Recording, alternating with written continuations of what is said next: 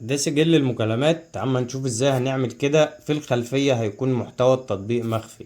تعال ما نشوفها ازاي هنعملها مع بعض، بحيث لو حد فتح التطبيقات او انت اديت موبايلك لحد وجي يشوف التطبيقات مش هيعرف يدخل عليها لو حضرتك مفعل قفل التطبيقات.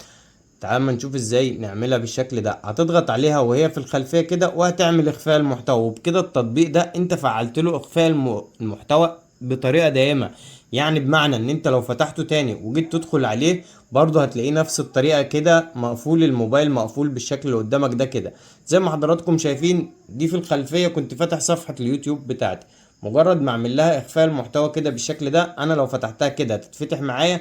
بس مجرد ما اجي ارجع لورا خطوة كده بالشكل ده زي ما حضرتك شايف بقى اليوتيوب محتوى مخفي. واظن الميزة دي هتنفع ناس كتير، وانتم فاهمين اقصد ايه على كلمة ناس كتير. وفي نهاية الفيديو ما تنساناش من لايك والمتابعة، ولو عندك حد من صحابك شير له الفيديو واعمل سيف للفيديو عشان هتحتاجه.